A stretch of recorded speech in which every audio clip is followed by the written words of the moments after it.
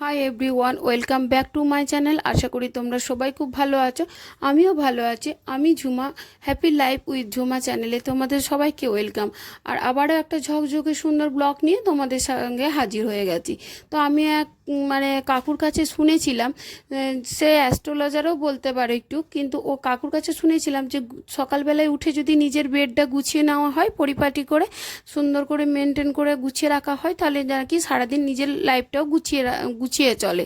তো আমি সব দিন হয়তো হয় না, মাঝে মাঝে আমি একটা বাস্তু টিপসও বটে, কিন্তু আমি মাঝে মাঝে এটা করে দেখেছি, কিন্তু সত্যি সেটা হয়ে ওঠে, আমার অন্তত হয়।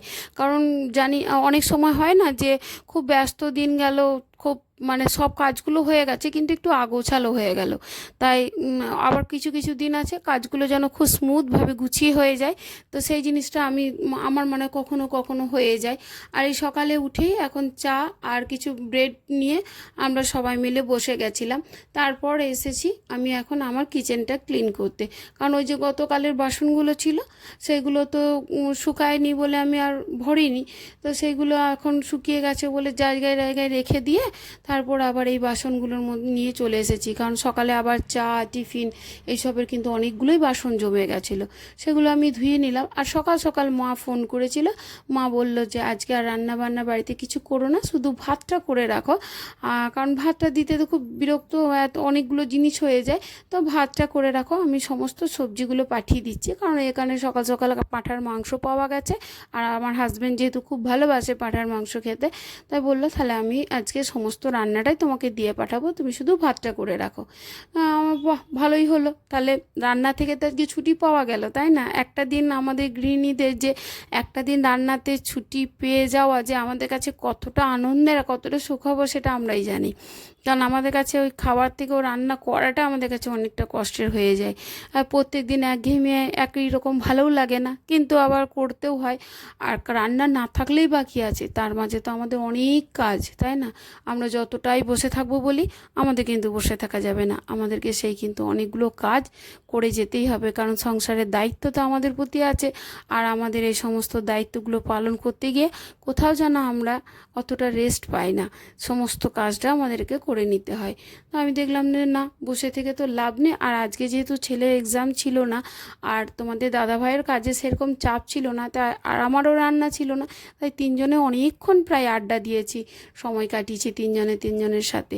তো অনেকটা হাসি আর কি ঠাট্টা বলতে পারো, যে সমস্ত কিছু নিয়ে একটু সময় কাটিয়ে তারপর আমরা যাকে বলে একদম ল্যাদ খেকো দিন ছিল, সবাই মিলে একটু ল্যাদ খেয়ে তারপর আর যে যার ছেলেকে বললাম তুমি এবার তোমার পড়াশোনা কন্টিনিউ করো, তোমার দাদাভাইকে বললাম তুমি তোমার কাজ করে যাও, আর আমি বরং আমার কাজগুলো আবার কন্টিনিউ করে যাই।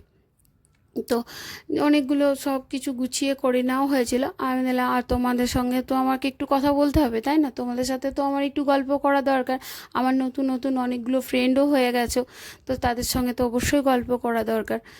তাই এগুলো সব গুছিয়ে পরিষ্কার পরিচ্ছন্ন করে আমি আরও কিছু কাজ আছে যেগুলো আজকে একটু এক্সট্রা করব, কারণ দেখবে আমাদের এটা একটা স্বভাবের মধ্যে দাঁড়িয়ে গেছে, আমরা যখনই ঘরের কিছু একটু কাজে ফাঁক পেয়ে যায়, তখন যেন আরও অন্য না হওয়া কাজগুলো জেগে ওঠে, মনে হয় আজকে যেন হাতে পেয়েছি সুযোগ, সেই কাজগুলো এই ফাঁকে সেরে নিই, তাই না? সে আমারও অবস্থা হয়েছে কিছুটা এরকম। তাই আমি ভাবলাম যে না, আর আমি তো মনে করি এগুলো একটু ভালোই কাজ, কারণ ওই ঘরের কাজে সময়টা দিয়ে যদি মনটা ভালো রাখা যায়, বাইরের কাজে বাইরে কারোর প্রতি মনটা না দেওয়াই ভালো, কারণ ওই বাইরে একটু বসে থাকলেই বা একটু বেরোলেই বিভিন্ন লোকের সঙ্গে বিভিন্ন কথা হবে, সেই কথাবার্তায় আমার একদম থাকতে ভালো লাগে না। কারণ কি, অনেক কিছু মানুষ আছে যেটা তোমার ভালো তো নিতেই পারবে না, তুমি ভালো কিছু করছো সেটা সহ্যই করতে পারবে না, বরং যদি কিছু একটা কখনো তোমার একটা কোনো কোনায় একটা খারাপ জমে আছে, সেইটাই বারবার আওড়াতে থাকবে, কারণ তোমাকে বোঝাবে যে তুমি কোথাও না কোথাও একটু হলেও ওই দিকটাতে একটু তোমার অসুবিধা হয়েছিল, তাই না? এটা আমার মনে হয় এইসব শোনার থেকে, নেগেটিভ এনার্জি নেওয়ার থেকে আমার মনে হয় কেনই বা সেটা বা কেনই করবো, যদি কারোর কোনোভাবে কিছু একটা খারাপ হয়েই থাকে, সেটা তার ব্যাপার ছিল, তার তো আরও ভালো গুণ আছে, সেগুলো তাদের সঙ্গে গল্প করি। কিন্তু না, সব মানুষ তো সেরকম নিতে পারে না। আমি ওই জন্য ওইসবে সময় নষ্ট না করে আমার মনে হয় আমি আমার বাড়ির কাজগুলো করব, ফ্যামিলির সঙ্গে টাইম স্পেন্ড করব, তাহলে আমার মনে হয় আমি বেশি ভালো থাকি। আর হ্যাঁ, আমার কিছু বেস্ট ফ্রেন্ড আছে এই ফ্ল্যাটের মধ্যে, তাদের সঙ্গে একটু সময়টা কাটাই, কারণ আমরা না ওই নিজেদের মধ্যে নিজেদের গল্পগুলোই করে থাকি। ওই যে কে কি বলল, কে কি করেছে, এইসব থাকি না। আমাদের ছেলে মেয়েরা কে কি পড়াশোনায় কি করবে, কার কি হবে, আরও দিদিদের যাদের ছেলে মেয়েরা একটু বড় হয়েছে তাদের হয়তো একটু বিয়ের কথাবার্তা চলছে, সেই নিয়েও দুটো কথা বলা। এই সব নিজেদের শরীর, নিজেদের সংসার। এই যেহেতু আমি সবার থেকে ছোট, আমার ওই বন্ধুদের, তারা আমাকে একটু বললে হলেও ভালো করে গুছিয়ে সংসার করাও শিখাই বলতে পারো, যে না এটা করবি না, এটা করবি, এটা করতে হয়, এটা করে না, এটা একটু বেশি খরচা, এটা কম খরচা। এইভাবে বিভিন্ন ওরা আমাকে যুক্তি দিয়ে আমার সংসারটা চালাবার মতো বুদ্ধি ওরা আমাকে দেয়, আর আমিও সেটা নিই বলতে পারো, কারণ ওরা তো আমার থেকে অনেকটাই বড়, ওরা তো জানে, তা ওরা তো সংসারটা কাটিয়ে এসেছে, আমাকে শেখালে আমি শিখবই না বা কেন? তা আমার মনে হয় এইসব পজিটিভ এনার্জিগুলো দিয়েই মনটা ভরিয়ে রাখা উচিত। আর নেগেটিভ এনার্জিগুলো থাকলে আমাদেরকে এনার্জিগুলো লস হয়ে যাবে, তাতে কী হবে, সংসারে অনেক কাজ ব্যাহত হবে, বা ছেলে মেয়েদেরকেও একটু, ছেলে বা স্বামী মেয়ে যেই বলো তাকে একটু সময়টাও দিতে পারবো না ঠিকভাবে, তাদেরকে একটু মেজাজ দেখিয়ে ফেলবো, তাদের কষ্ট হবে। তার থেকে পজিটিভের মধ্যে থেকে পজিটিভ এনার্জি নিয়ে সংসার করাটা আমার মনে হয় খুব ভালো। আর এই সোফাটা অনেক দিন যাবত আমার মোছা হয়নি, কারণ এই কাভারগুলো থাকে তো, আর মোছার অতটা দরকার পড়ে না, কিন্তু কাভার থাকলেও দেখবে মাঝে মাঝে ওই ভেতরে যে খাঁজগুলো আছে সেগুলোর মধ্যে একটু মাঝে মাঝে ধুলো জমে যায়।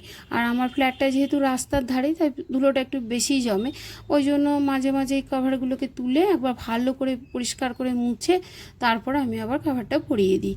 তো অনেক সময় কি হয়, তো বাড়ির ছেলেরা এগুলো বোঝে না, দেখবে তুমি, ওরা বলে কাভার দেওয়া আছে আবার কেন তুলছো, কেন বেকার পরিশ্রম করছো, কিন্তু এগুলো যদি আমরা গুছিয়ে না রাখি তাহলে কি আর সম্ভব পরিষ্কার সেইভাবে রাখার? আজ ওই যে বললাম যে আমরা একটু ফাঁকা পেলেই মনে হয় যে যে না হওয়া কাজগুলো একটু করে নিই, তো আমি আজকে নিচ্ছি একটু ঘরের ঝুলগুলো ঝেড়ে নিচ্ছি। ঝুল সেরকম হয় না, কারণ আমি রেগুলার ঝেড়ে নিই, কিন্তু ওই যে রাস্তার ধারে ঘর তো একটু না একটু ঝুল রয়ে যায়, বা সিলিংয়ে যে ফল সিলিংয়ে যে ছোট ছোট খাঁজগুলো আছে সেগুলো তো কিছু কিছু নোংরা ঢুকেই যেতে পারে, সেইগুলোর জন্য একটু পরিষ্কার করে নিতে হয়। আর সত্যি কথা বলতে কি, একটা সত্যি কথা বলতে অসুবিধা নেই, এই ইউটিউব করাতে না আমার অনেকটা একটু ঘরের প্রতি নজরটা কম হয়ে গেছে।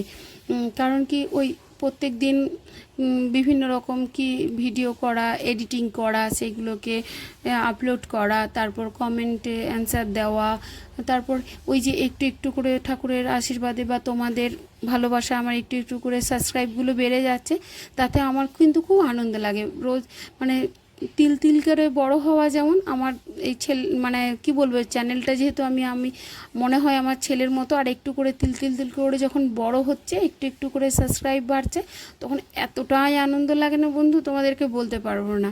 আর তার মধ্যে যদি আবার তোমাদের পজিটিভ কমেন্টগুলো থাকে তাহলে তো আরোই ভালো লাগে। তো সেই জন্য আমি ওই যে ওই আনন্দটা পেতে গিয়ে একটু একটু হলেও এইদিকে নজরটা একটু কম হয়ে গেছে, তাই দেখলাম যে না, এই দিকে নজরটা রাখতে হবে, কারণ যদি আমি এই সংসার বা ডেলি ব্লগ নিয়ে আমি এগিয়ে যাই, তাহলে আমাকে তো সংসারের দিকে নজরটাও দিতে হবে, তাই না? তো আজকে যেহেতু ফাঁকা পেয়েছি, একটু মানে এই বারান্দাটা ডাইনিংয়ের ঝুলগুলো একটু একটু নিয়ে নিলাম, আর আমার কিচেনটা যেহেতু ওপেন, তাই একটু কিচেনটাও ওই ফাঁকে নিয়ে নিলাম। আর কিচেনটা যেহেতু হোয়াইট, তাই আমাকে একটু বেশি মেনটেন করে রাখতে হয়, কারণ সব কিছু যদি ভালো করে মেনটেন না করি তাহলে তো নষ্ট হয়ে যাবে, ওই জন্য আমাকে একটু বেশি মেনটেন করতে হয়। আর আমি যখন হোয়াইট কিচেন করিয়েছিলাম, আমার যে মডিউলার কাজ করেছিল ছেলেগুলো আমাকে কিন্তু বারবার মানা করেছিল যে ম্যাডাম কিচেন হোয়াইট করবেন না, খুব কষ্ট হবে আপনার মেনটেন করতে, খুব রাখতে, কিন্তু আমি বলেছিলাম না, এটা আমার অনেক দিনের শখ, করে তো দেখি, তারপর যা হয় না দেখা যাবে তখন, নাহলে তোমরা তো আছো, আবার অন্যরকম করা যাবে, কিন্তু আমি যতক্ষণ পারবো হোয়াইটটাই করব, এবং খুব আমি মেনটেন করার চেষ্টা করব। তো সেই অনুযায়ী কিচেনটা ক্লিন রাখতে গেলে, আর যেহেতু ওপেন, তাই একটু বেশি পরিশ্রম করতে হয়। তাতে আমার দোষ নেই, মানে কষ্ট নেই বলতে পারো, কারণ আমার যদি মনের শখটা যদি পূরণ হয়, সেটাতে একটু বেশি কষ্ট বা পরিশ্রম হলেই বা, তাই না? আর এমনিতেও তো কিচেন মানে একটু পরিশ্রম করতেই হয়। আর সব শেষে আমার সমস্ত কাজ হয়ে তারপর সুন্দর করে ঘরটা ঝাঁটিয়ে এখন আমি ঘরটা মুছে নিচ্ছি, কারণ এরপর তাড়াতাড়ি চান করে আবার পুজোটা দিতে হয়। আর অনেকটা দেরি হয়ে গেছিলো, অন্য দিন না আমার ঘরটা যেন আরও তাড়াতাড়ি পরিষ্কার হয়ে যায়, আজ কিন্তু দেরি হয়ে গেছিলো। আর আমার চ্যানেলটা যদি আপনাদের ভালো লেগে থাকে আমার ভিডিওর ব্লগটি, তো অবশ্যই সাবস্ক্রাইব করে দেবেন আর লাইক করবেন আর কমেন্ট করে জানাবেন যে আমার ভিডিওটি কেমন লেগেছে, তাই না? আর যারা নতুন সাবস্ক্রাইব করেইছে তাদেরকে অসংখ্য ধন্যবাদ। আর যারা যারা আবার করেনি তারা করে নিও, কারণ কি মাঝে সাবস্ক্রাইব না করলে তো আমার নতুন ভিডিওগুলো যাবে না, তাই তো সাবস্ক্রাইব করে দিও। অবশ্যই কমেন্টে জানিও আমার ভিডিওগুলো কেমন হয়েছে, তোমাদের কমেন্টে আশায় বসে থাকবো। আর যদি ভিডিওটি নোটিফিকেশান তাড়াতাড়ি আসতে হয় তাহলে বেল আইকনটি একটু টিপে দিও, তাহলে চলে যাবে। আর এই যে আমার বাড়ি থেকে খাবারগুলো চলে এসেছে, আর এই খাবারগুলো সব গুছিয়ে ভরে দিয়েছে আমার ভাইয়ের বউ, কারণ রান্নাটা ওই করেছে। মা তো মুখে বলে দিয়েছে দিয়ে দেবো, কিন্তু ওই রান্নাটা করা, গুছিয়ে ভরে দেওয়া সমস্তটাই ও করেছে, কারণ ও সবটাই করে দেয়, ও সব কিছু এসব দেখে। আর রান্নার মধ্যে ছিল পুঁই শাকের চচ্চড়ি, চাটনি, আর পোস্তের বড়া, আর বেগুন ভাজা, আলু পোস্ত, ডাল, ডিম সেদ্ধ ছেলের জন্য, আর ওই পাঁঠার মাংসের ঝোল, আর বিভিন্ন রকমের মিষ্টি। গতকাল মাদের একটা দরকার ছিল কিছু মিষ্টি, তাই এনেছিল, তো সেইগুলো তার সাথে দিয়ে দিয়েছিল। তো এই সব দিয়েই আজকে আমাকে খাবার পাঠিয়েছিল। আর আমি ঘরের মধ্যে একটু শুধু ভাতটা করে নিয়েছিলাম, ব্যাস সব কিছু হয়ে গেছিলো। আজকে দিনটা তো ভালোই চলেই গেল। আর মা আমার জন্য একটু টক পাঠিয়েছিল, ওই 5 মিশালে, ওটা আমি ভালোবাসি তাই। তো আজকের মতো আর বেশি ভিডিওটা বড় করছি না বন্ধুরা, দেখা হয় আবার একটা নেক্সট ব্লগে। ততক্ষণ তোমরা সবাই ভালো থাকো, ঈশ্বর তোমাদের সবাইকে ভালো রাখুক।